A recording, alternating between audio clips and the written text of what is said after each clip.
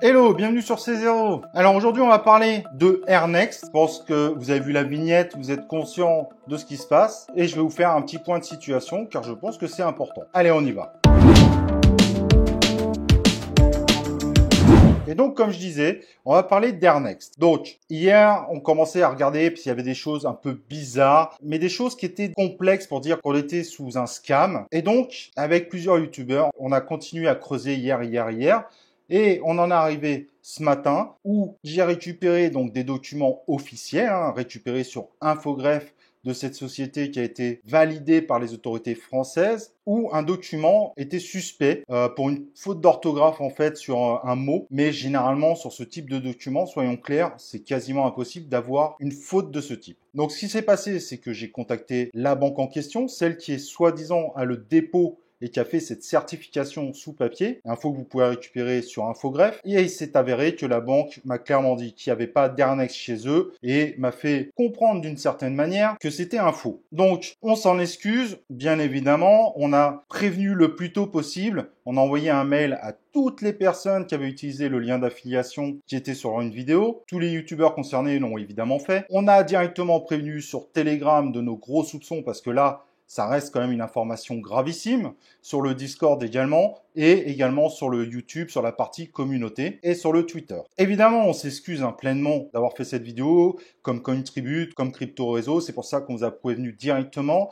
On n'a pas enlevé la vidéo pour s'effacer, mais au contraire, on a enlevé la vidéo pour que des gens ne se fassent pas avoir. Surtout qu'on a découvert ce matin qu'ils ont avancé la précelle de 30 heures, et on a de gros doutes qu'ils ont avancé la précelle parce qu'ils sentaient qu'on commençait à trop les questionner et à gratter un certain nombre d'informations qu'on trouvait incohérentes et qu'on exigeait d'eux. Donc évidemment, il est important pour la communauté francophone, dès que vous voyez quelque chose autour de ça, prévenez les gens, n'hésitez pas, communiquez, c'est important. C'est ça aussi la force d'une communauté. Mais là, je vais être clair et net, il n'y a aucun doute, ce document est un faux. Ça a été confirmé par la banque. Donc pour les personnes qui voient cette vidéo peut-être après, qui ont connu, je ne sais pas, Airnext par différents canaux, je vais être honnête, j'ai très peur pour vos investissements. Il y a quand même beaucoup d'éléments et puis on commence à en avoir d'autres sur lesquels on creuse qui montrent que ça semble quand même être un gros scam dans l'histoire. Donc on vous a prévenu dès qu'on avait confirmation de preuves qui sont irréfutables. Et évidemment, n'hésitez pas à venir nous voir et peu importe comment vous avez connu Airnext, mais sur notre Telegram ou sur le Discord, à vous faire savoir de façon à ce qu'on puisse vous aider et peut-être à recenser aussi le nombre de personnes qui auraient pu rentrer dans ce scam. C'est ça aussi la force des communautés, c'est qu'on peut s'aider pour trouver les meilleures voies pour essayer de faire valoir tout simplement vos droits. Honnêtement, sur l'ensemble des éléments qu'on continue à accumuler, mais là on parle de preuves concrètes parce qu'il y en a d'autres qui sont en cours de vérification, mais on a peu de doutes sur l'issue malheureusement. Je pense, et j'en suis désolé de vous dire ça,